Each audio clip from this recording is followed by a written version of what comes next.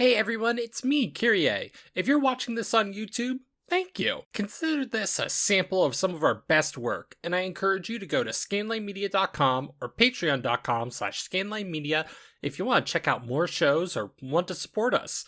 Links will be in the description below. And now, on with the show. The current spoiler warning level is Sunset. Friends and folks, for this episode you're looking at a spoiler warning level of Sunset. So you might fairly be wondering what the hell that means. It's complicated. At the beginning of this episode it's pure blue skies. We're talking about a machine from the original Mobile Suit Gundam. But then we turn to Mobile Suit Variations, we touch on a very unimportant machine from Igloo, talk about some Zeta-era spin-offs, then we go to F91 and F91 spin-offs, and then we go to Unicorn. At that point, there will be a red alert to let you know. And then finally, we talk about a Unicorn side story. So I would say for most GGP listeners, listening up until the red alert for Unicorn should be fine. If you're extra sensitive, you could tap out earlier. I'll give a secondary ping before we start talking about Igloo, and you should stop there. But the machine from Igloo is really not noteworthy, and I don't think it spoils anything narratively or mechanically. All that said, please make the decision that works best for you, and please enjoy the episode.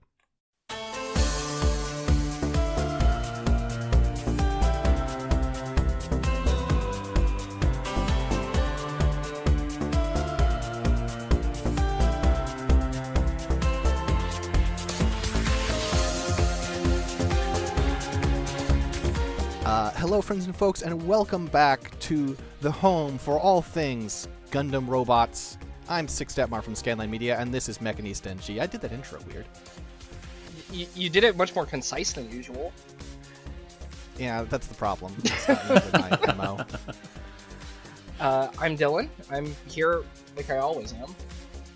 And we're joined by a very special guest. Grant, welcome to the show. Hi, hello everybody. It's so exciting to be here. It's interesting because I am, I feel like a little Gundam baby. I only started getting into things, I guess I'm coming up on my 2-year anniversary because there was just something in the air. I didn't, until I started getting into it, I didn't know it was because of the 40th anniversary.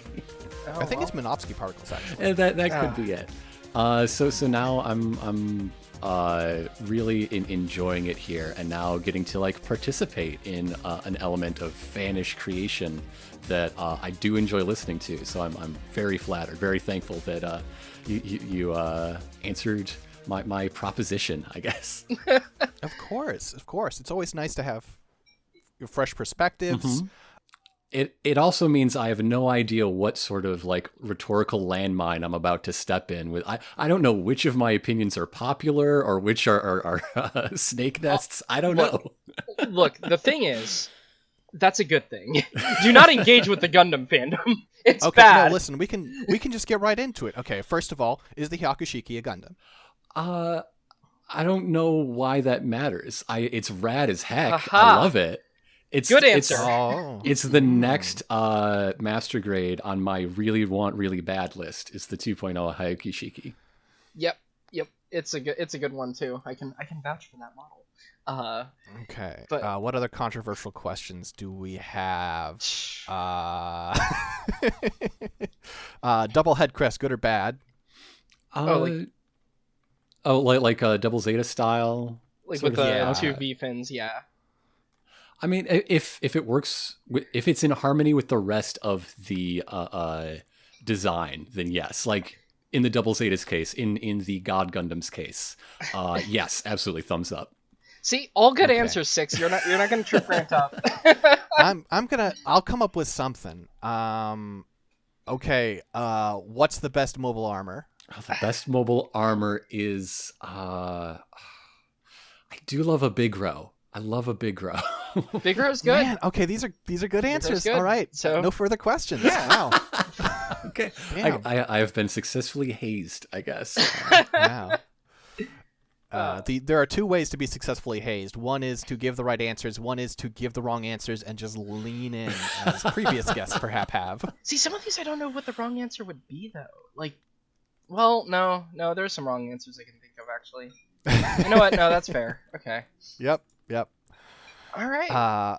So, Grant, in appreciation of your interest, we have put together a list of 10 here of thank you. designs that speak to you, hopefully. And I could roll the D10 if you want to. You can. My dice are in a different room, unfortunately. Okay. For insulation purposes, for protection. All right. Well, then here we go. We got number 10. Oh, okay. The RX-75-4 Guntank. A friend of mine is going to be very happy to hear this. All right, the Guntank. So, the Guntank was one of the first mobile weapons created by the Federation during their whole Project V, or Operation V, Project V, whatever. Project V sounds good in my head. Anyway, but the Guntank, as is evident by its name, is not really like a standard mobile suit. It's a tank what has a body, which I like it, but also, you know, it's a tank what has a body for some reason. And what if an ancient Greek poet was transported to World War II and reinvented the centaur? Yes, I could see that. So the Guntank, much like all the other Operation V things, does use it has the core fighter. It's made of 3 parts. Which, the thing that I'm always wondering is, if they're all made of, sections like that, could you theoretically just, slap the Guntank's legs onto the Gundam? Because... Doesn't that happen at some point? Does that happen? I can't remember. Or, I believe, not in the show, but I think in some spin-off media, it must have. It feels like it should have, because, yeah, they are... It would work that way. But, yeah, so it's got, it's got the little core fighter inside of it, and the Guntank is it's basically an artillery platform because it's got 2 big cannons on it, and then it's got little dinky guns in the hands that look like they should be big but never really prove to be as effective as they should be. Because they're basically slightly better Vulcans. Another thing that every mobile suit has that, in my opinion, should be utilized more often, but that's just me. But yeah, and the Guntank does work in space. It may not have legs, but much like the Zeong, you don't need legs in space. It's fine. Guntank in space is consistently one of the funniest things in the show to me for some reason. I don't know why. Just the idea of deploying something with tank treads in space is really funny. But and part of the reason it has tank treads is because it has those huge guns, and so in space it kind of you're just gonna spin tail over tea kettle if you fire those damn things. No, you just fire them both at the same time. That way you just launch in a single direction really far back instead. But they're on the top of the suit. You would spin. Oh, I guess you would still. Oh my god, yeah, you'd still rotate. And if you only fired one at a time, it'd be even more awful because then you're rotating diagonally. Just not a fun thing to pilot. Hayato filling the core fighter with vomit. That's why he's got such a inferiority complex. He was just stuck with the worst piece of equipment. It's not his fault. He was stuck with the worst piece of equipment. This is a fact. Yeah, because you get the gun cannon, right? And if Kai and Hayato switched places, the 1 year war would have ended in October. It would have. God, just poor Kai stuck in the gun. He'd probably just die, honestly. But you look at the gun cannon, right? And it's okay, this thing has the 2 cannons too, but it has legs. It has a beam rifle. It's kind of a respectable mobile suit. Then you have the Guntank, and it's just what the fuck is this? I don't dislike it. I should know. One thing I've noticed, just looking through in the armament section of its wiki page, apparently those large over-the-shoulder cannons have a firing distance of 260 kilometers? Yeah, which, sure, that's cool, but also, with Okay, the way just for that combat works. just for reference, if you can't picture 260 kilometers in your head, let's say I have a gun tank in my Chicago, Illinois home. I could overshoot the University of Illinois in Champaign-Urbana. That is less than 260 kilometers away. Yeah, but that's entirely useless is the thing with the gun tank, because the whole I think I Minotsky could particle shell thing... Toledo from here if I had a gun tank. Like, you don't have combat at that range in Gundam. Like, that's one of the whole conceits of mobile suits. So they put this really, really strong gun on the top of it that can fire really far, but... what are you gonna aim at? Like, are you just gonna bombard randomly? Like, that's not... You can't... It feels like almost like before Minovsky particles, before mobile suits were a thing, like, this would be an excellent vehicle, but with the advent of, battlefields are really short range now because everyone is spreading, crappy energy or particles everywhere that, like, obscures, vision and everything. Like, and never mind the previously mentioned, the battlefield is often in space. Yes, that as well. Yes. Though at least in space, I guess theoretically you have an infinite firing range. You just shoot and it just goes. But yeah, like, we're gonna snipe the Jupiter fleet from side 2. Let's go. God, just having like a supercomputer hooked up to the gun tank so you can calculate it, just firing a single shell that's hopefully gonna hit the perfect spot. God, the Jupiter energy fleet. I wish we got more of them in Gundam. Anyway, sorry. Side note. But yeah, there's an alternate version of history where, during a fight, Hayato misses and Zeta never happens. God, because Soraka's just gone. Soraka's just hits the Jupiter, the Jupiterus, hits one of the fuel, deposits on there. The ship's just gone. Just a few months after the 1-year war has ended. Just out of nowhere. One of the things that's beautiful to me about the gun tank is it is a bad design, and that's just like, sometimes it's good to have bad designs. Oh yeah, God bless. Yeah, for sure. You can't appreciate the good designs as much if you don't have things that are really silly. Yeah. I mean, it came out of an experimental project, right? And you can't advance things unless some of your experiments fail. Yeah. That's what science is. Yeah. Right, you only get really brave ideas by sometimes being brave in the wrong ways. You're like, okay, common sense says we shouldn't be able to build this suit with this kind of armor. It also says we shouldn't have guns whose range is so far we can't see what we're shooting. One of those ideas worked. Yeah, and like, you even look at like real life, military vehicle development. And when you look at real life military vehicle development, a lot of times there are these pitfalls where you spend, billions, if not trillions of dollars on a project that's doomed to fail, but you've already put so much money into it that it's like, well, we have to keep it going.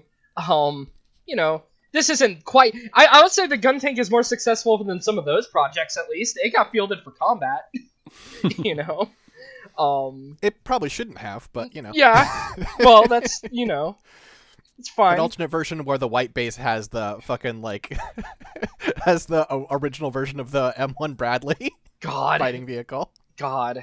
M1 Bradley. Anyway, but yeah, in the gun tank, it's so funny with, like, later things, right? Because, like, even in the original show, it's shown to be, like, it's pretty stiff. It's just, like, it's basically a tank with a turret that is a person. Instead of a normal turret. Like, that's what the whole top half is. But it's so funny to me that later, like, developments, like, model kits and such are like, oh, we have to, like, add gimmicks. So you start adding, like, quote-unquote leg mobility to the treads where they can, like, kick out and such. It's so good. Heads up, this is where we start talking about the machine from Igloo. I'm glad that's definitely in canon, right? That was developed from that weird tank at the end of Igloo 3. Oh God, yeah. Or Igloo Season 2, which was also Season 3 because or something. Hildolfer, yeah. That I. Yeah. See, that's got justification. I don't like thinking about Igloo. I don't like thinking about it. I forgot that might be where they got the whole Guntank thing, isn't it? Shoot. But yeah, like it's amusing though to me. Just very funny to put like a fully articulated human man on top of some tank legs. And they don't even give it hands too, right? Like that's the funniest thing. It's got little gun hands. So like it's just so interesting. Like I guess you could see it as the Federation also, like, you know, we know that they were dismissive of mobile suits early on. We know the whole thing with them is like, oh, they're a gimmick. What? They're stupid. So maybe like you can kind of read into this being the Federation going, well, mobile suits have some elements that are okay, but ultimately tanks are still what wins the war. And that's why they kept these elements.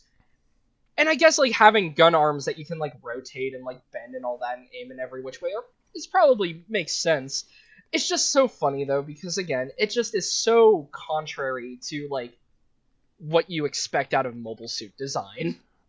So, do you think that the situation was like Operation V was like the Gundam is the one that Temray built, the Guntank is the one that the Federation generals built, and the gun cannon is the one they like collaborated on?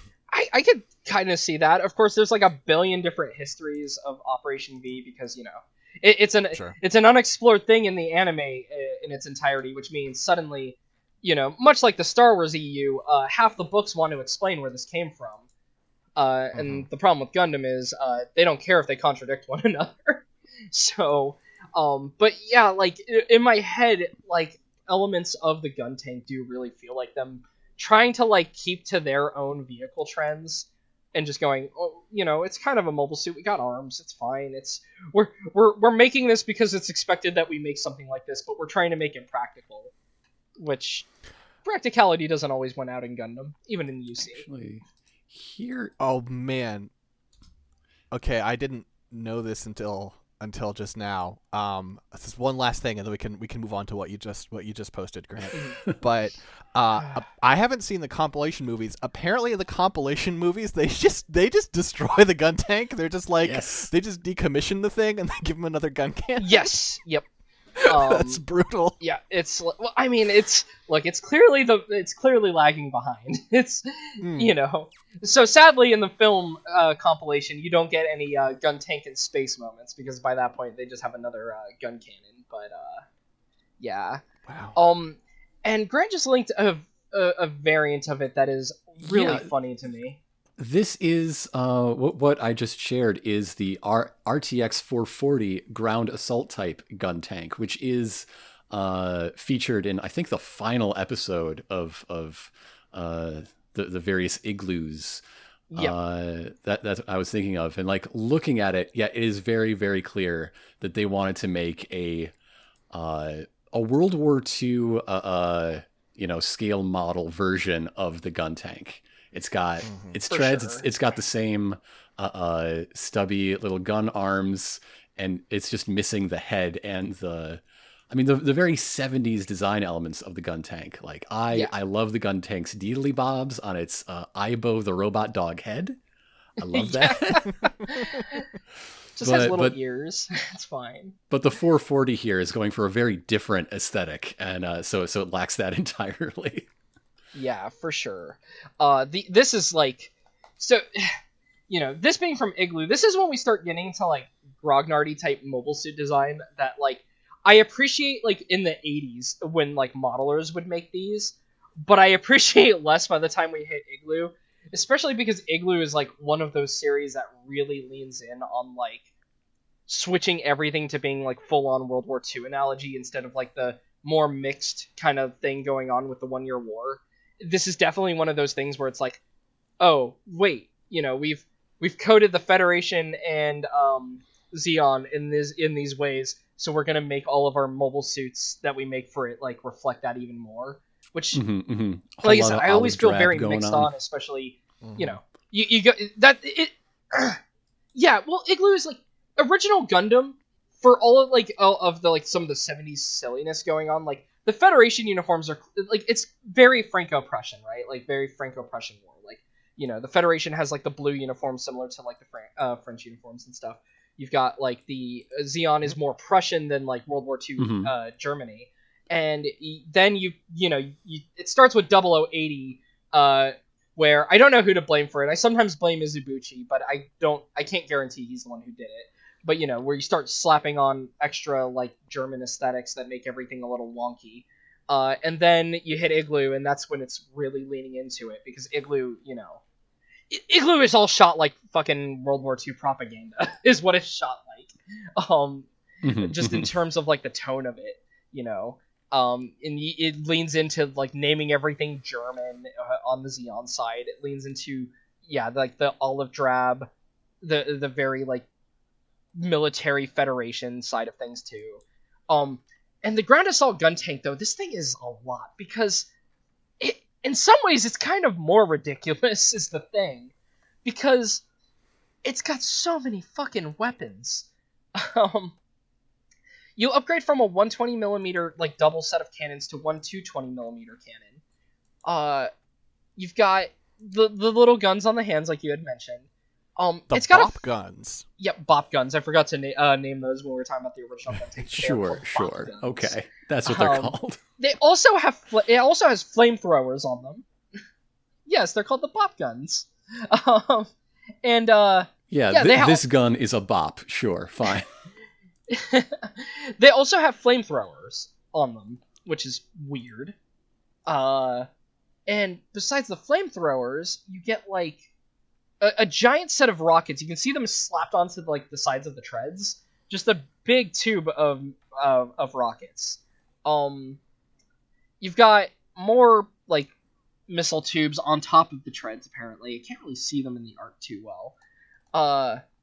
And then you get smoke dischargers and stuff. This thing is just like everything. It technically has a mode change, which is very funny, because so it can flatten itself out basically, and for like a weird high speed, quote unquote, like assault mode. And then it has just its normal mode where it's kind of using the front treads like a pair of like almost like feet or legs, like it's lifted up on them. It's really weird. For all my complaints about Igloo, I kind of like it.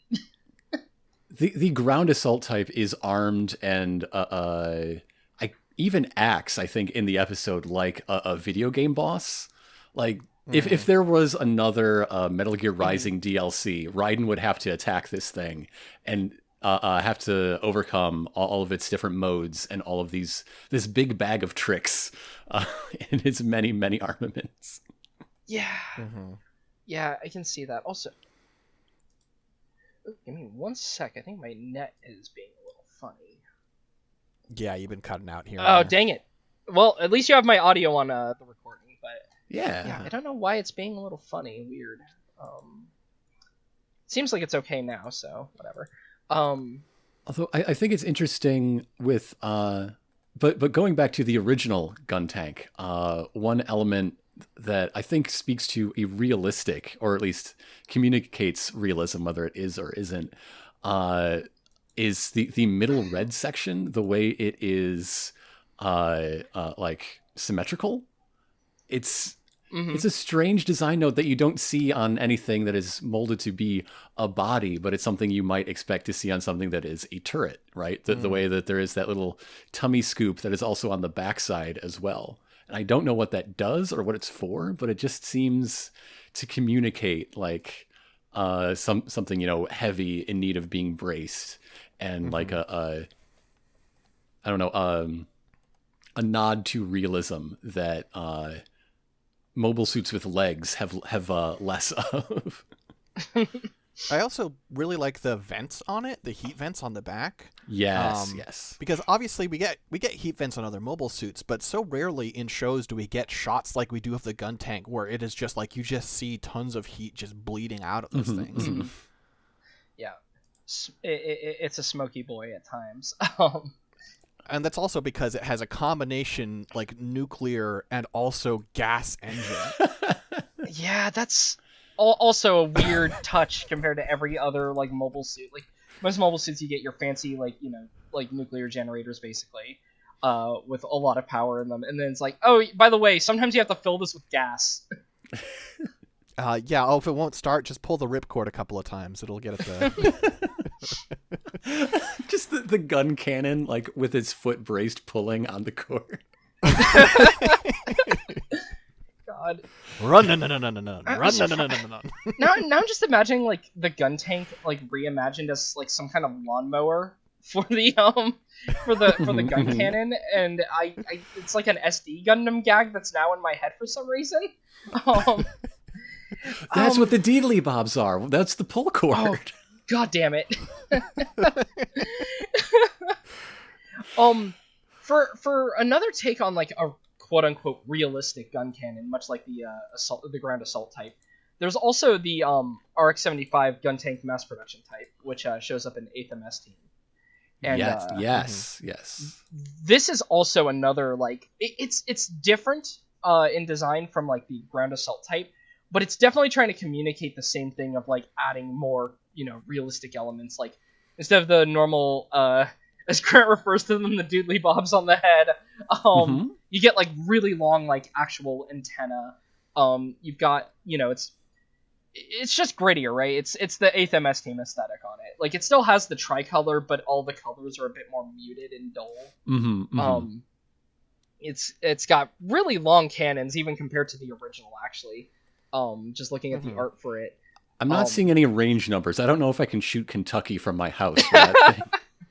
I'm sure. Well, they're said to be 120 millimeter low recoil, so I imagine the range is going to be significantly smaller because I think they're like, the Guntank ones just sort of like fired and they did telescope a little bit, but these seem designed to heavily telescope to absorb the shock. So I think probably you're looking at Aurora.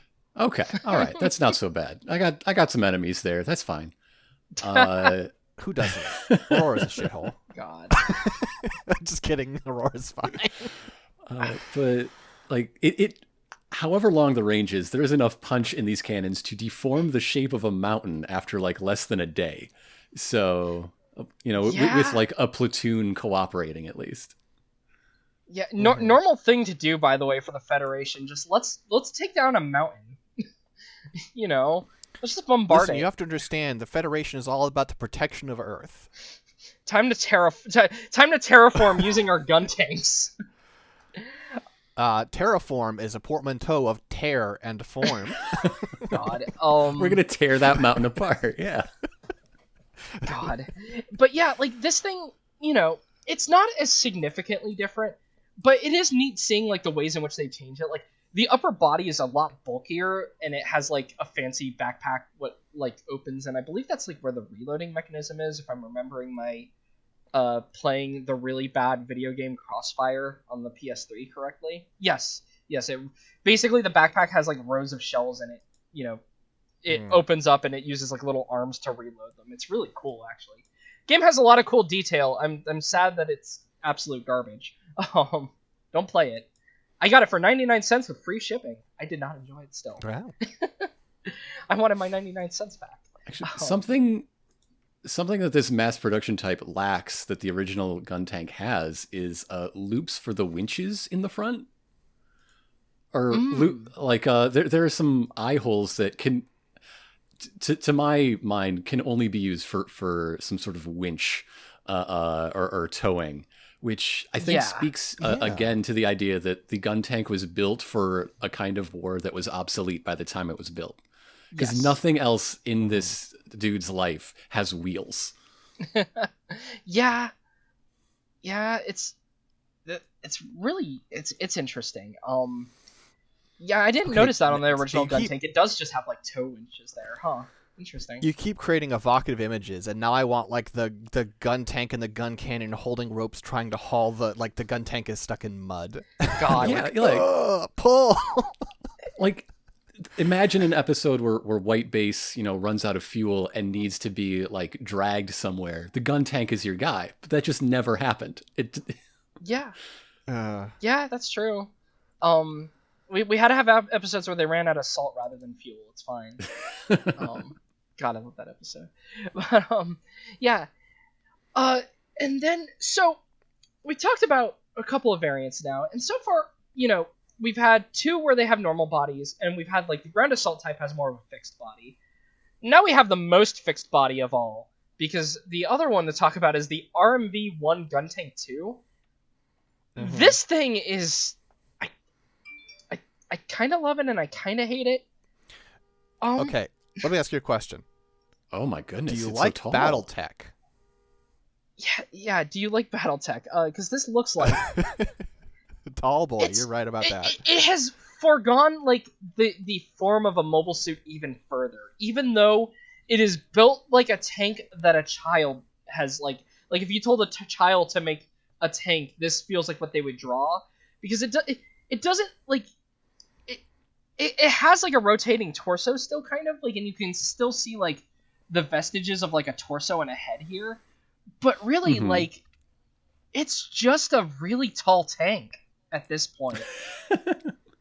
It's all it is. This is just a tank. What, like, you've just made it tall. Okay, so that gray bit in the middle, right? That you can see, that like it looks like accordioned like material, right? Or stacked discs, maybe. So I want to believe that this thing can stretch to get even taller to like intimidate predators. see, I read these as sliding discs, and that's where the rotation happens. Yes. But yeah, that makes more sense. But I like the idea of it, like, but of if it going Jack like, in the "Grr," boxes to scare off a mecha lion, yeah.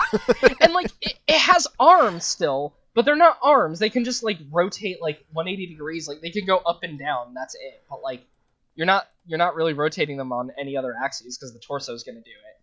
Like, this is just like the most overdone tank I've ever seen in my life. Yeah, is what it is. This looks like someone just having a wild time kit bashing a tank and a battleship turret and some sort of a mecha middle layer to sandwich between them. Yeah, it's really odd. The other thing that gets me is like, so it's got 2 cannons on the top of it that are like attached to the head, and the head can rotate on its own as well, I guess. So you've got like a multi-rotating tower of guns, and it's just like it's just such a strange machine to me. They have added the little toe things again to the front of it. It's got the chains there again. This is just the Federation going back to just leaning in on it being a vehicle again. It also has like a little viewport at the bottom, but like I want to imagine that it's piloted from the top still. Like maybe it's a team. It may be like. Does I guess, say? yeah. I mean, the original Guntank's a 2-person crew. Yeah, the Guntank is a 2-person crew. That is true, and because normally you have like the one in the torso and then the one in the head. Let me see if it says. Yes, it has a gunner and a pilot. Okay. So yeah. Okay. I guess the pilot in this case, rather than being located in the torso, is just at the bottom. Easy job for him if they start getting attacked. He can just leave. He can just decide, well, I'm done. Whereas if you're in that canopy, being like the biggest target on the battlefield, you're not moving. You're so tall, and you're drawing so much attention with all those guns. I would not want to be a gunner in that thing. I love how the way it gets reinterpreted for different uses, because this original MSV drawing is it's super BattleTech. You nailed it in one. But when it shows up in animation a few times, it's really just turret on turret on turret, and it loses a bit of that BattleTechiness. But then it shows up in the Gihren's Greed game, and it's just been smushed. Like you have a burger that's too tall to eat in one bite, just sort of smoosh it all together. Yeah, it's really interesting, because like this is a thing you run into a lot with like things that are in MSV or like did not appear extensively in animation. Sometimes like the numbers get fudged on like the heights or like things like that. You can see like Gundam Battle Operation 2, which even though it goes for like a more realistic aesthetic, goes for making it like its full glorious height. So it looks like a this looks like Rob the Nintendo robot gone evil. Yeah. Exactly. Like my brain was thinking of it. This is his final smash. Oh no. You see that light on the cockpit? That's the light of hate.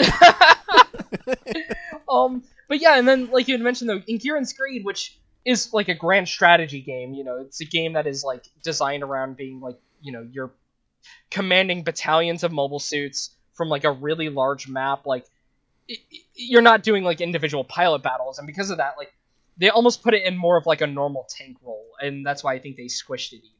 is like in the game, it probably fulfills more of just being like ground tank, kind of thing. I wonder if this can be used in space actually, because I mean, if the original Guntank can be used in space, surely. Well, let me look at the rear of this. Does this have? Oh no, it has no thrusters. Never mind, it has nothing. Shit. That doesn't mean it can't be used in space. Put on a spacesuit and just fire behind you. Right. Okay, that's why the head can rotate. Okay, you have the two cannons. No, that's not why the head. I was joking. That's not right. No. So maybe it's not all even the action head. reaction. It's fine. It works. Yeah. Maybe not even the head. Maybe you just have the middle part rotate backwards, firing backwards to launch you towards your enemies, while you have the big cannons on top aimed at them. Perfect sense. I hate this.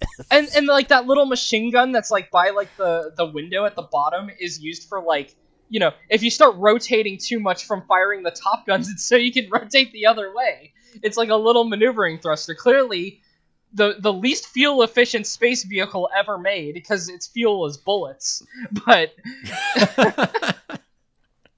I love this. I love this thing now. Look, Never that's mind. a real I take it idea back. for space travel. There was like in the 60s, somewhere in the 60s to 80s, there's the idea that we would leave the solar system by using all the nuclear warheads that we weren't going to shoot at the Russians to instead load up on a space capsule that had a heavily shielded bottom. Just let the nuke go, blow it up, and ride that shockwave, and just do that over and over and over again to get to incredible like interplanetary speeds. I bet the GPO2 could do that, as just to reference something that was on your list, because it's got that big radiation shield. Clearly, you can use that to propel yourself. The reason that never got off the ground is because it was an idea that wasn't proposed until after there were international treaties prohibiting the use of nuclear warheads in space. It would be technically illegal to even do it as a test. Here's the thing, though. It would be technically illegal, but how are they going to catch you? You're moving so fast. They'd have to do it themselves to catch you, and then how are they going to accuse you of anything? Well, this is why they need this. God, I'm imagining that also. Well, how do you just have thrusters like on the front of the to stop? Like, this seems. Oh, you're not going to stop, baby. That's the problem, right? Because the more I'm thinking about this, I'm like, okay, if this I don't think this you... idea was ever meant for manned missions. Oh, okay, this is just meant for like deep space probes, that kind of thing. Okay, because I'm imagining it on a manned mission, and I'm like, wait a minute. Sure, you're going really fast now if this somehow has worked and you're not, infested with radiation. But now you're just going super fast in one direction. If something gets in the way... really good at decelerating? Some really good deceleration tool. Planet surface. Yes. Clearly they would just use other nukes, right? You would just rotate the ship, fire a nuke on the other side to hopefully stop you. Well, wouldn't it be more efficient just to have like maybe a fourth of the nukes up front? This is the Expanse prequel that I'm sure is coming any day now. Oh my god. So besides the Guntank II, the Guntank II itself is then developed into a machine from MSVR, the RMV-3M local control type Guntank, which now you've just made a tank again. You have removed the head articulation. You have squished it down even more. You've why? Here's the great part. It still has some articulation. It still has torso articulation, but the cannons are no longer on the torso. It's actually worse than a tank. Yeah. Oh my god. Yeah. The cannons are not on the rotating part. They're on the body. Why would you do this? You're bad at this. This is. They've There's something you know those images, right, that show the evolution of monkey to man. You've got an evolution of tank halfway to a man, and then they've just decided to go back to a tank again. Why? And a worse tank at that. Why? Because as far as actual evolution by natural selection goes, that's a more realistic picture. This is carcinization, but in tank form. Eventually, everything leads back to tank shaped. It's like when you look at cetaceans and stuff, and you realize, oh wait, They still have leg bones because these were things that went from the sea to the land and have decided, oh wait, no, I don't want to be here anymore. Goodbye. And Same. like, God. But this thing is, it's cute, but I hate it. But it is kind of cute in a way because it's a very stubby tank. Just from some MSV. This never got picked up, never got reintroduced into. I can't imagine why not. Yeah, I can't imagine why people making future UC works weren't chomping at the bit to put the local control type gun tank into I do love special equipment and features. Large shovel. Yes, large shovel. Yes, Listen, the front of it. Ryu Jose never had the benefit of large shovel. I'm looking at it. Yeah, it can deploy. This is just a bulldozer with fucking guns on it. Like, hell yeah. What? I mean, when you put it like that, it sounds cool. I also love the translation on this MSVR art, on one of the fancy Okawara arts, where they've clearly, I think, machine translated probably, because they've translated it as gunship gun tank. And I'm like, wait a minute, that doesn't... You're saying two different things here. This is not a gunship. This does not fit under any definition of gunship that I can think of. But you know what? That's fine. I'm sad that they went with local control. They should have just kept it as gunship gun tank. It's a good name. Oh my god. MSVR is we've talked about a couple, I think. It is where ideas go to die. Poor Okawara, they're just like Okawara, please make us some more 1 Year War variants, and he's just like, I don't know what to do anymore. And some of the designs in it are okay, but you get a lot of things like this where you look at it for 5 seconds and you're like, where does this fit? I mean, speaking of the gun tank and its descendants going later into the UC, I don't know if you have plans to talk about, like, if there would be a different episode where you'd rather talk about the F-50D gun tank R-44. We can talk about this. We can talk about this. Okay. We know what you like, so you can talk about this on this episode.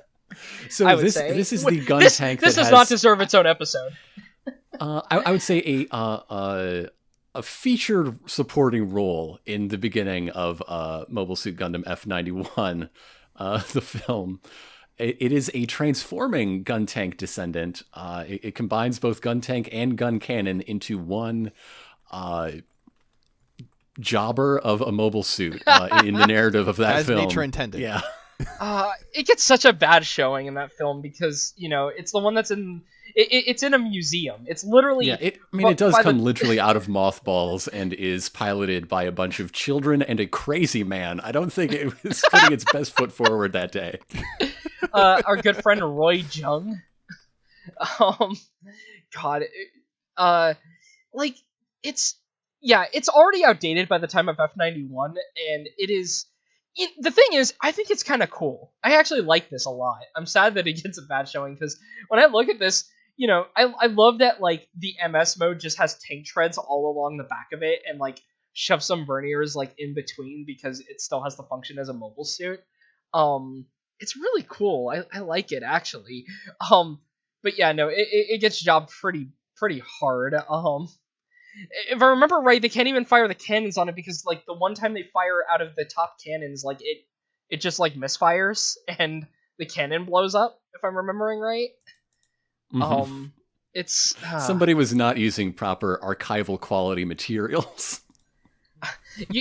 I don't know if Roy Jung... I'm sure he does not have a degree in mobile suit engineering.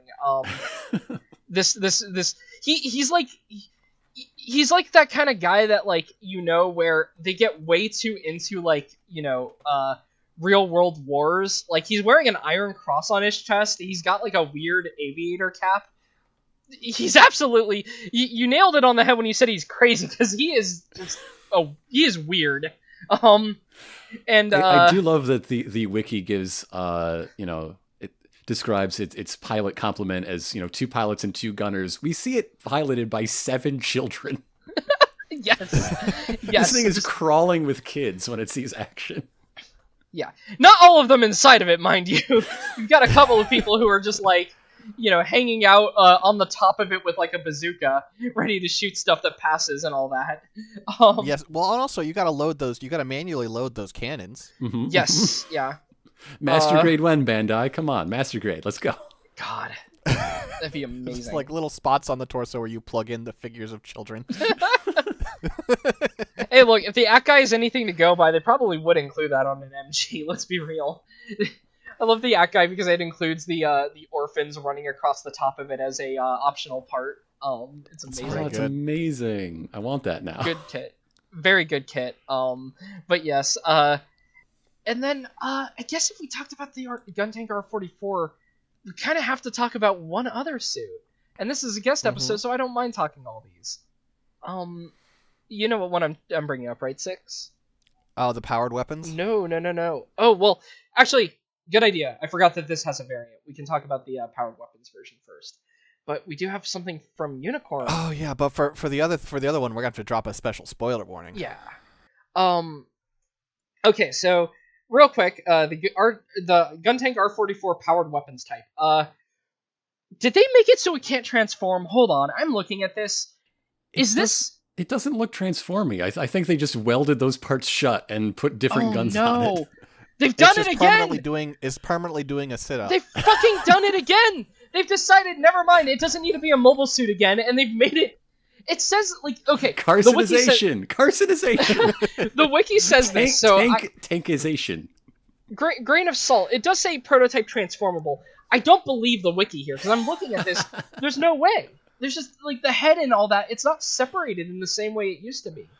I promised you they just copy-pasted that text from... Yeah, most assuredly. Yeah. If this does transform, though, and that whole top bit becomes the head, then this doesn't look like a Gundam mecha anymore. That looks like Metal Gear Rex. It's that shape of head.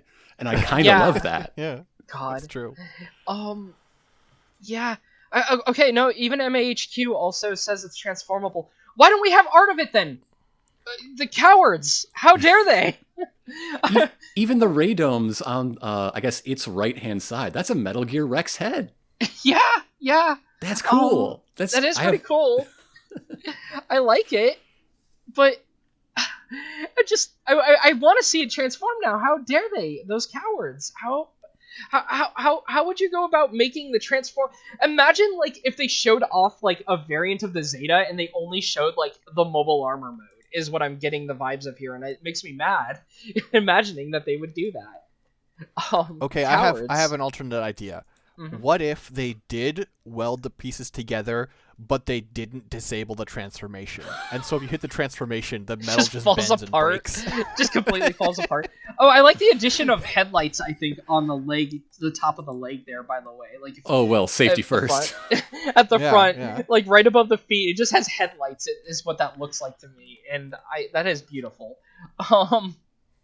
What? Oh my god, what a silly machine. I love it, though.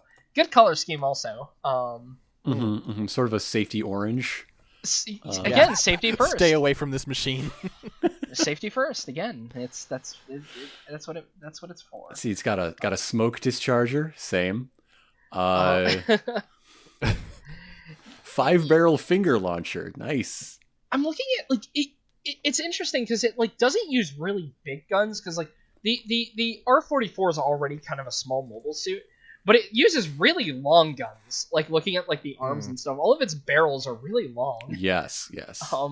Other than on the sort of what would be its right arm, it has, like, almost finger Vulcans, kind of like the Goof would have. But, like, clearly it's not a hand anymore. It's just they've decided stack 4 barrels on one side, stack 1 barrel on this side. Look, it looks kind of like a hand. Then the other one's not even trying to be anything visibly relating to, like, an arm. It's just a Gatling gun, a gun, 2-barrel gun below that. Everything on this is wheel or gun. It's just wheels and guns. I do like the Mega Machine Cannon, the one on the quote-unquote shoulder, as they refer to it as. I guess that is the shoulder. But just being like a giant Gatling gun with 4 barrels, and like Grant mentioned, I do like the radome sensor package thing going on. I always love mobile suits that have that visible. I don't know about having the smoke dischargers sort of like aligned vertically, like right there though. I guess they could probably rotate. It looks like they're on little ball joints. Their orientation there disturbs me though, because it's like you're just gonna like land a smoke grenade on yourself. Yeah, if this is Metal Gear Solid, specifically Fuck. MGS5, 5, yeah. then it's the perfect.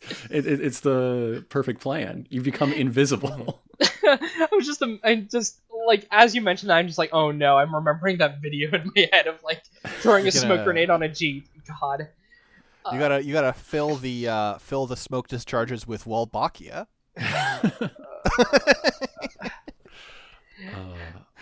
All right. I do like that if these forward treads have legs, whether it does or not, the vents along the side, it inherited from the R44.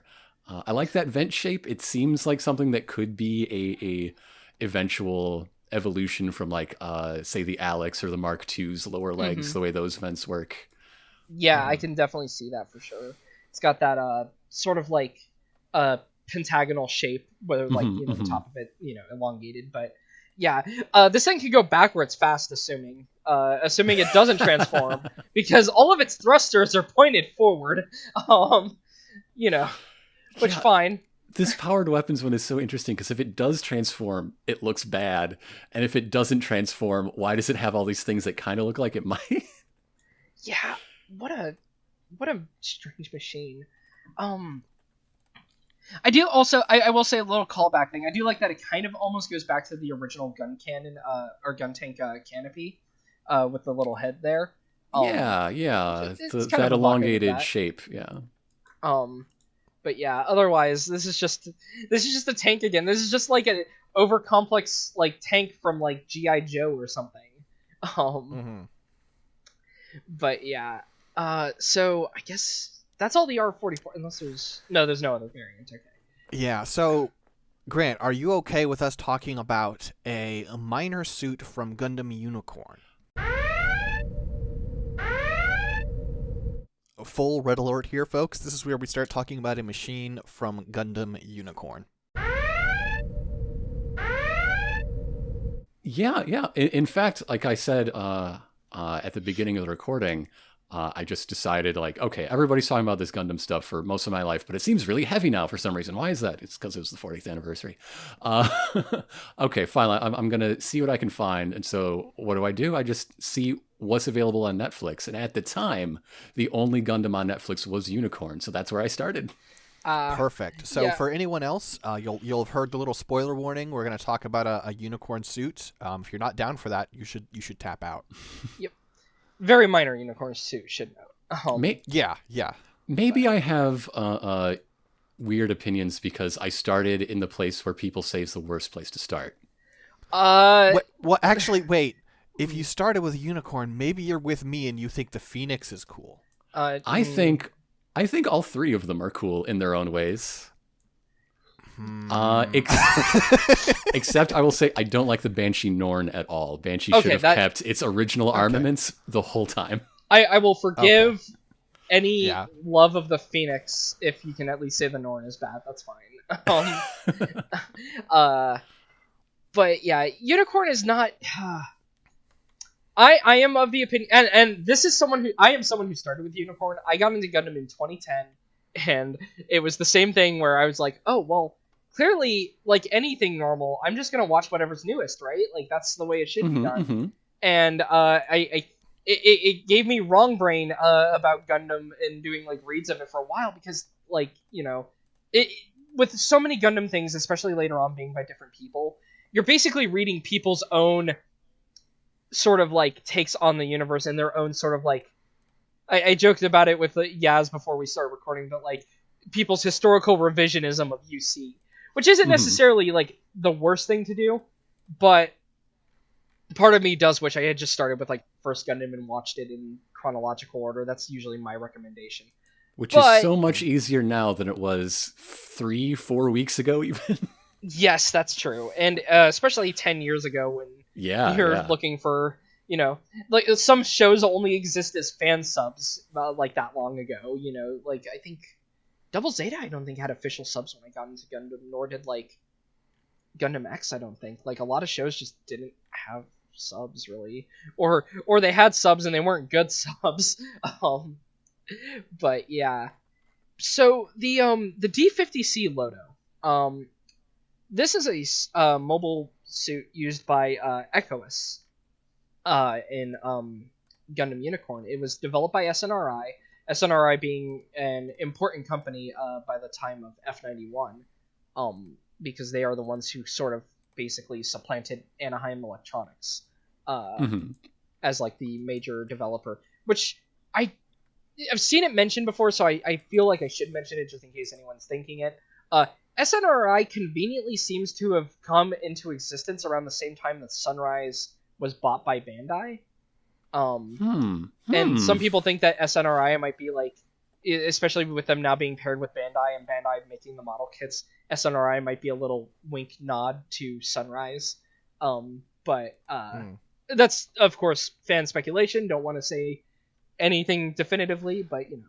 I prefer SSRIs. Don't we all? I think it's interesting that SNRI is fictionally credited with the Loto when they're famous for the F91 suits, because it means they specialize in tiny boys. Yes, they do, because the Loto, the Loto is weird because this almost feels like a Macross design to me, like a shine, like all the Destroids, you know, like the Cheyenne and all that from Macross. or a very simple transformer that like a Happy Meal transformer. Yeah. Oh god, yeah, I could definitely see that. It's really weird. So you look at the mobile suit, and I didn't really do breakdowns of the Guntank in the same way as usual because everyone knows what the fucking Guntank is. But like with this, you know, you look at the head, you got a head covered in little orange sensors, which I kind of love. Like it's got like, you know, the primary one that looks like a normal head sensor, but you got like a forehead one. You've got ones on either side of the middle of the head there. You got a really big one on the left side. And as you go down, this thing is so boxy, and I love that. You get like a torso where, again, standard Gundam type torso even. It has like chest vents and everything. It's got like a segmented torso there, but it's just so boxy and like sort of like squished that it looks really unique. You got boxy.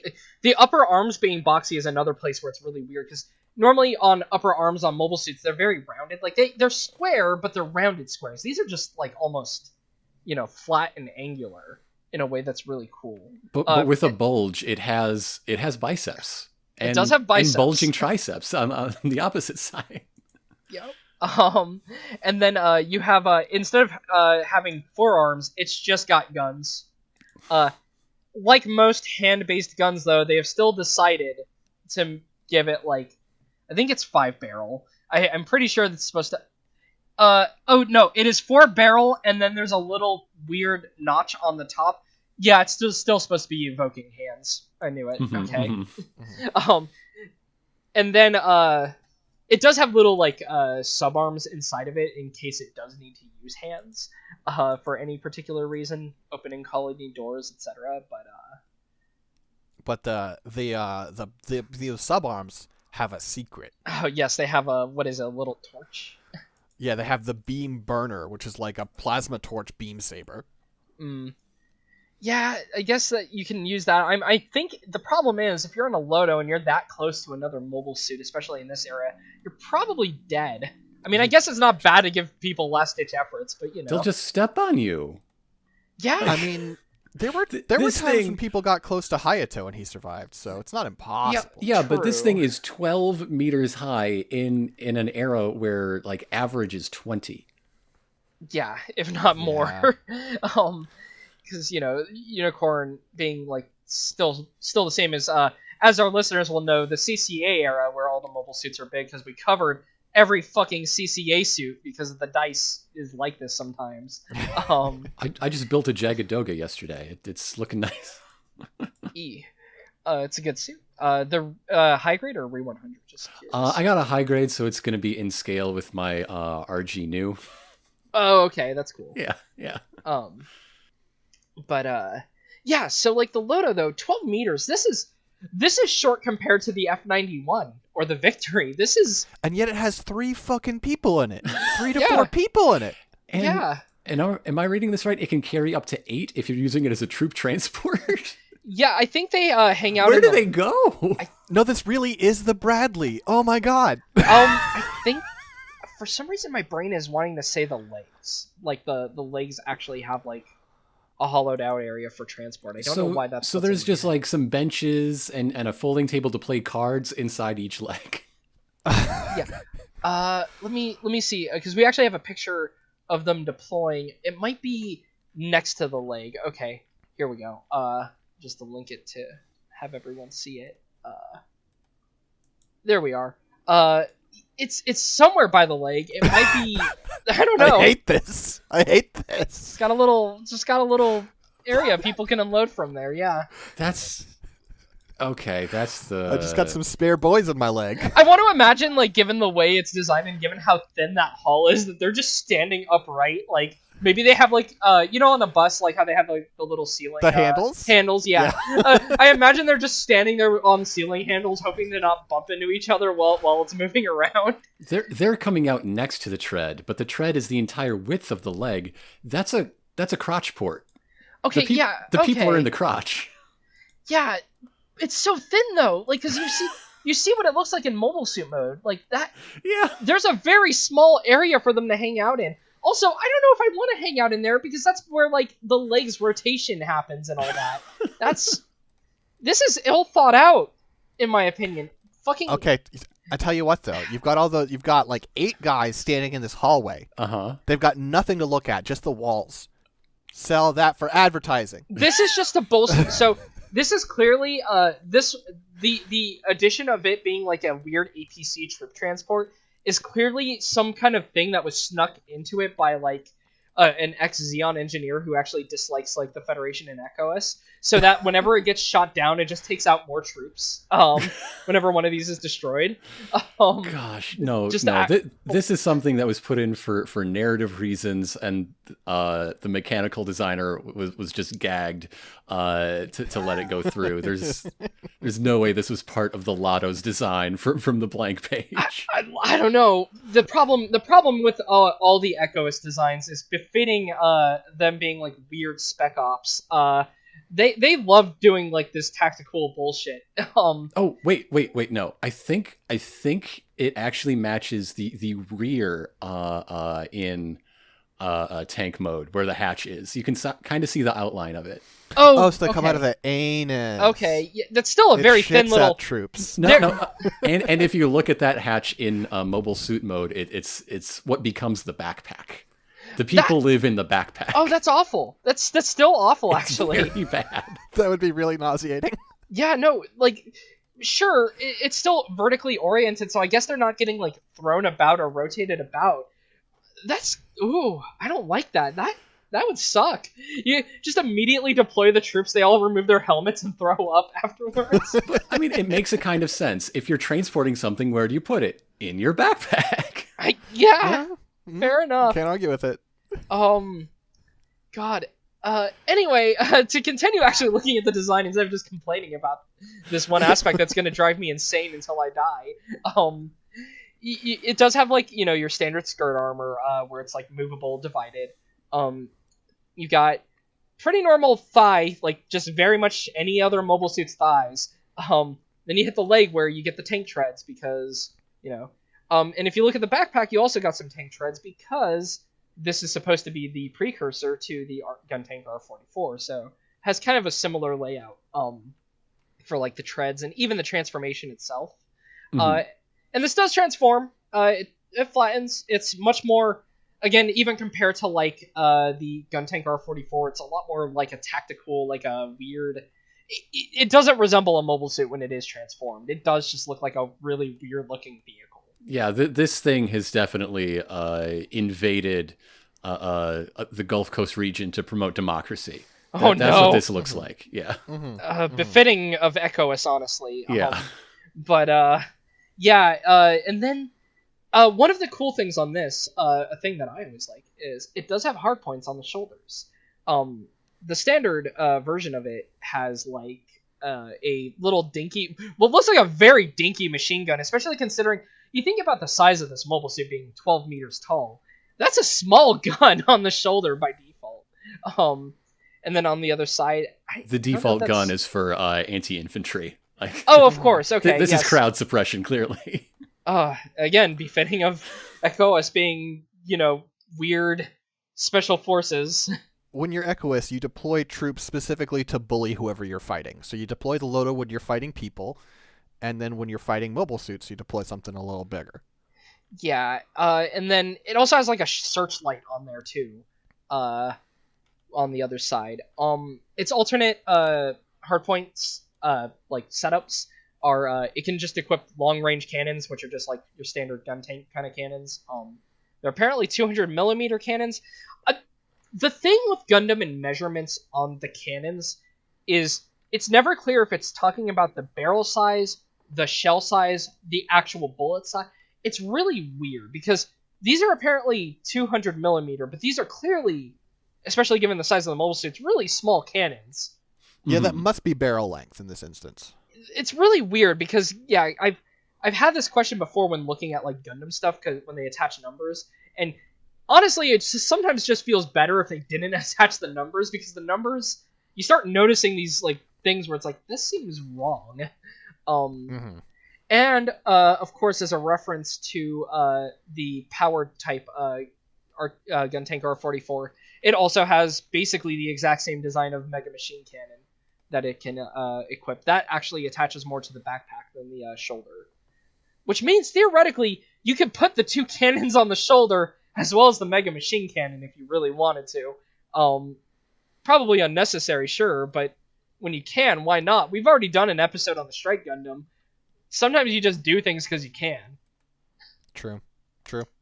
The Loto is one of those designs that is also so small that when you decide to buy a model kit of it, they just give you two. Much like the ball. They always travel in pairs. Yeah, so the Loto, though, its aesthetic is really weird because, we talked about it earlier, like with it looking like a McDonald's Transformer almost, but like it just doesn't, even like with its relation to the Guntank R44, the R44 still looks like a mobile suit. This just looks weird. I just love that its transformation is doing a sit-up and its backpack falls down. Yep. It's a very 2 steps.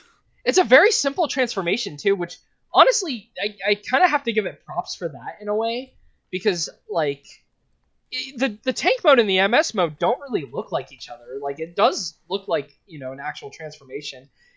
Like frequently I complain about MA modes on mobile suits where it's just like you can tell that the legs are the thrusters because the feet are just pointed down.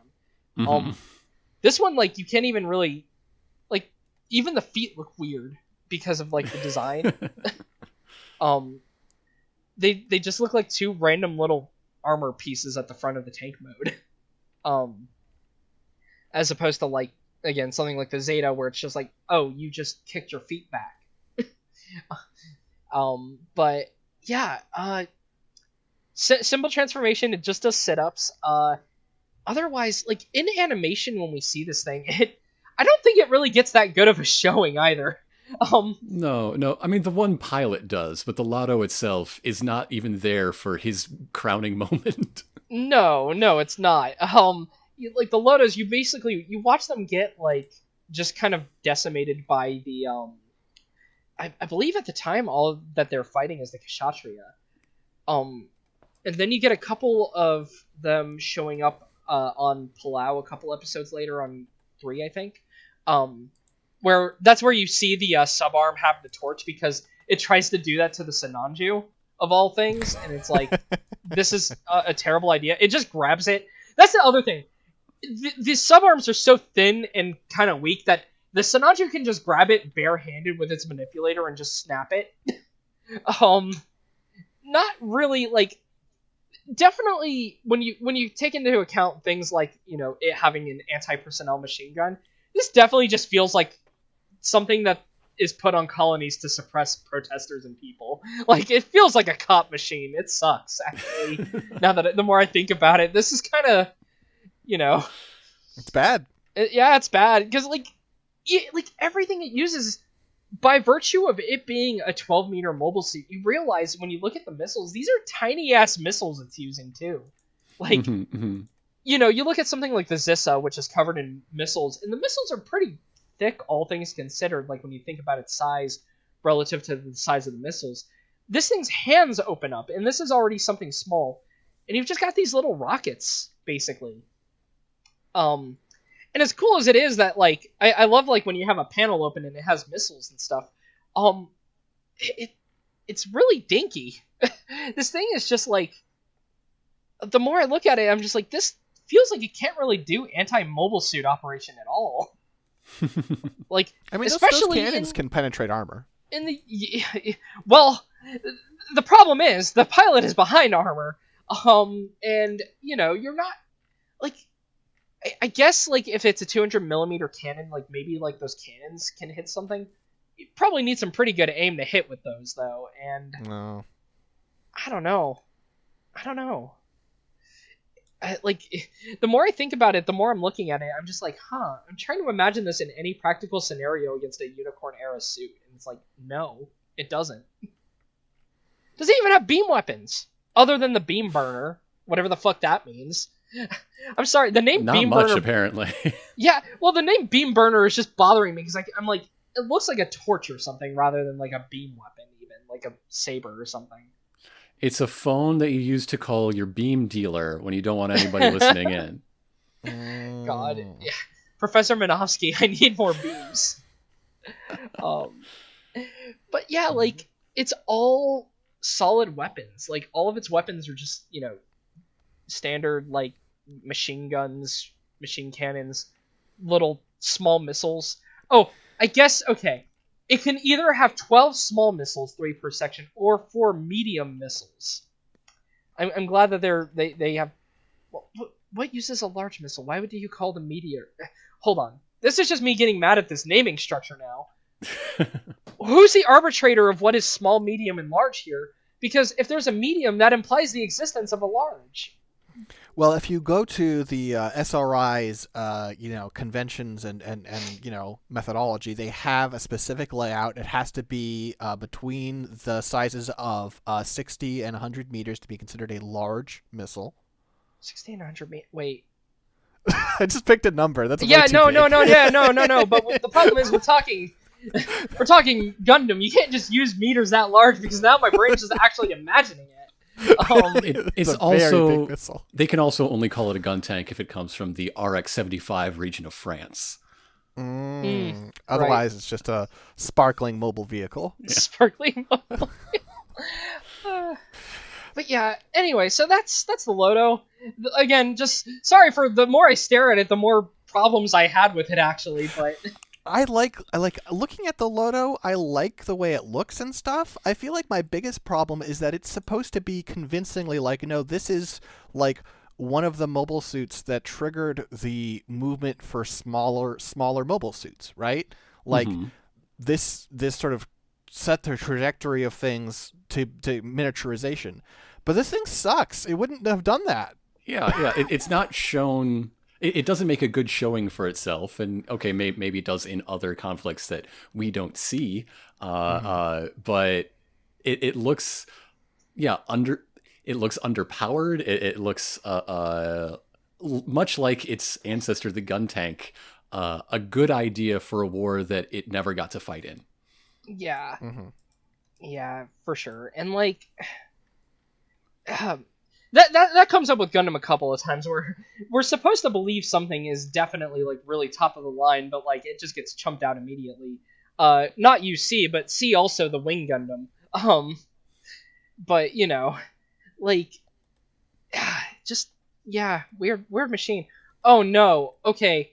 I know we've been running a long episode. If there is one treaded thing left we haven't talked about, that seems like an oversight. There is, and it's really bad, and that's why we need to talk about it. because there is also from Hell yes, this thing Gundam- owns. I from saw a Gundam this and it was just Unicorn. not gonna say anything. Damn it. From a Gundam Unicorn side story, we have the GF-Tank. The girlfriend tank. The GF-Tank Leave is... my GF alone. I love this GF. What if we took the Loto and we painted it in garish colors? And so I know a little bit about like the history of the suits in this. They're kind of designed as like a sort of throwback to, you know, Operation V. I think even in universe, like there's other mobile suits that are supposed to be a celebration of like, you know, Operation V and all that, and like the Gundam, the gun cannon, the gun tank. This is one of them. This is the GF tank, and the RX-00PT GF-Tank. Long name. We don't really have a lot of information on it, to be fair, but I did feel the need to bring it up because also they added wings to its arms because it has a sky mode and a bull mode.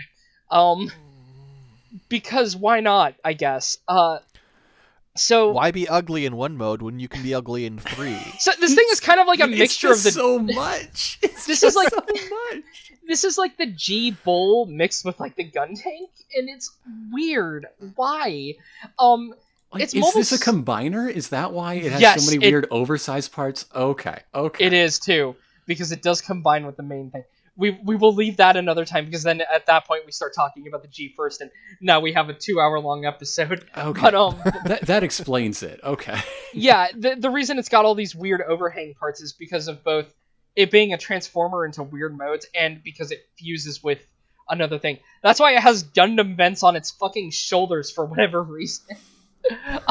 So good. It has these two really weirdly like large cannons on its backpack that just stick up and over everything. Honestly, given their design, those are probably just beam cannons too. I should think so. Yeah. You've got the tricolor all over this thing. You've got a little tiny Guntank head that you can barely see in its normal art because its normal art is like trying to look at it from ground level.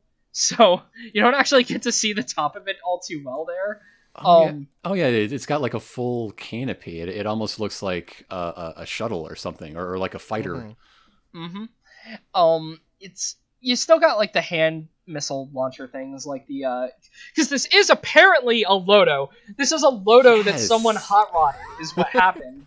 11.8 meter head height. Like from its proportions, it looks like it should be 30 meters or something. It just looks massive. Yeah. This is Anaheim getting their hands on a Loto and saying, "Don't worry, I'll fix this baby up." Yeah, but it's actually not. Yeah. It's still a little baby. And then, so it also has a sky mode, because, you know, this is what our tank needed, is also a plane mode. Where This is a plane that's like a bowling ball with wings. Yeah, it's not really... This is like very early Gundam style, like, flying vehicle where they're like, what's air resistance? It's fine. This thing is only aerodynamic in space, where there is no air. Yeah, but it also has, like, the wheels for landing, which I don't think you need those in space, right? Because theoretically, like, you're not, like, there's no gravity to drag you down. You're not landing on those wheels. It just I hate it. It's... but I had to talk about it. And then we have the bull mode, which is its replacement for the Loto's tank mode. The bull mode is just... its legs kind of fold up, and because it got rid of the backpack treads, it's on these... very stubby, thick, tiny treads. And again, not the most elegant thing to see barreling at you down the battlefield with its little wings in place too, and its your last words are, "Why does it have wings?" It's got no neck. It's like it's tucking its chin into its coat to stay warm. Yeah, this looks like a snowman. It looks like a snowman made into a mobile suit with cannons for some reason and wings. This is a beautiful mistake. I love it. I hate it. I love it. Fuck. I can't decide. It's a little bit of both. I mean, I swear I think we've talked about every treaded vehicle in the entire Universal Century at this point. We have, basically.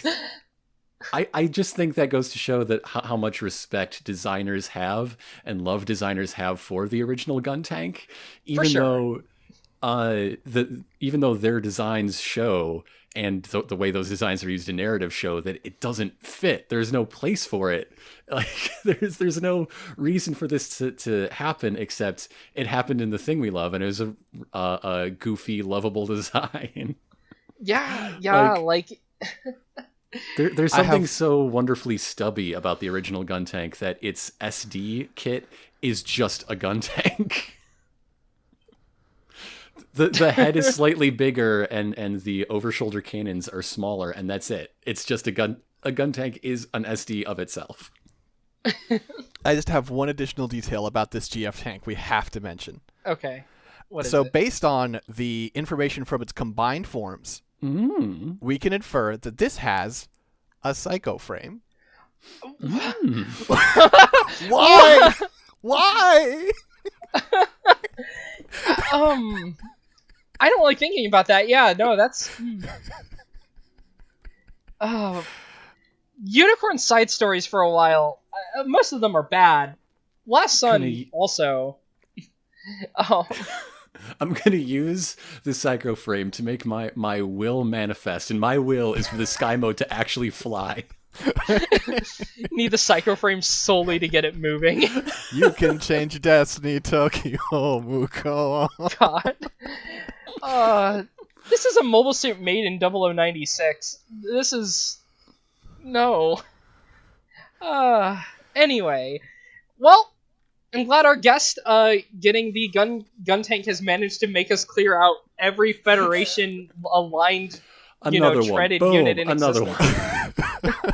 I can't think of any more. I'm trying to. I think all the treaded ones left are all like Xeon ones or actual tanks, and I'll be damned if I'm ever talking about the fucking Type 61 tank on a podcast. No. That's not what this is about. Not doing it. And hey, we now get to add one more to the tally. We now have also covered mobile vehicles, not just mobile fighters, mobile horses, mobile armors, mobile tanks. You know, a mobile horse? Oh, that's right. That's right. Yep, yes. we sure did. That was a long time ago. That's why. Oh yeah. Grant, thank you so much for joining us for this way too long episode about every treaded thing ever made. Look, it was fun. I had fun. Now there's no need to dread the treads. They are all behind you. You can see them as they... What happened when there was no set of footprints? Oh, that's when we were on tank treads. Well, Grant, where can people find you on the internet if they want to do that? I can be found living my best life that law allows on Twitter at Gen Ironicus. That's GEN_IRONICUS.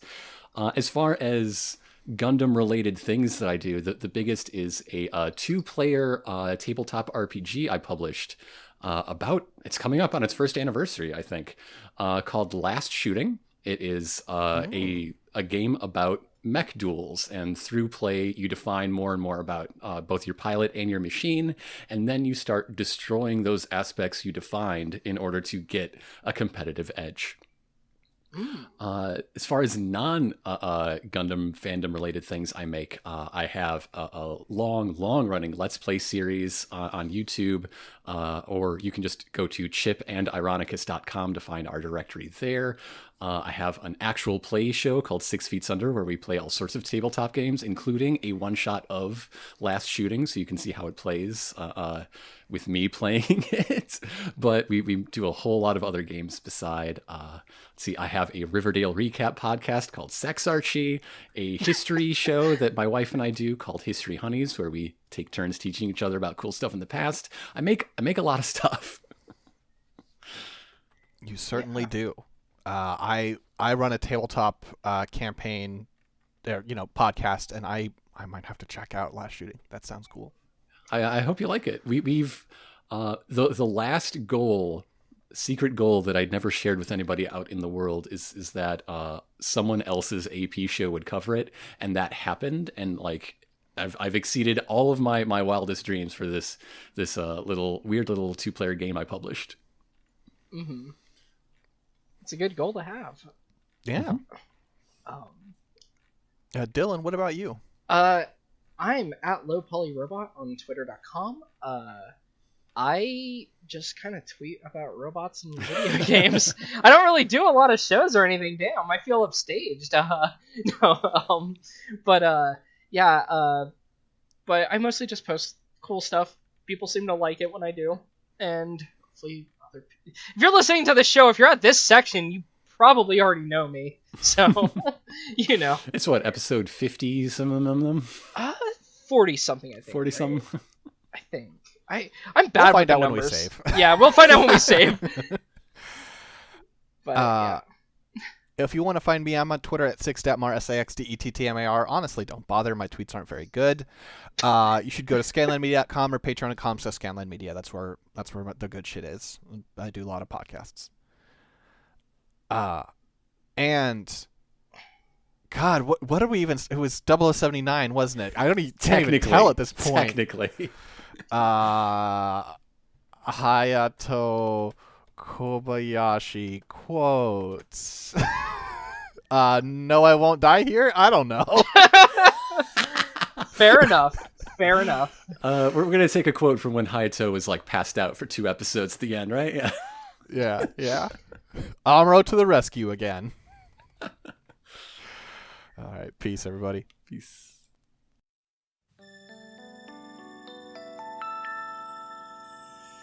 アムロ振り向かないで宇宙の彼方に輝く星はアムロお前の生まれたふるさとだ覚えているかい少年の日のことを暖かいぬくもりの中で目覚めた朝をアムロ振り向くなアムロ男は涙を見せぬものただ明日へと永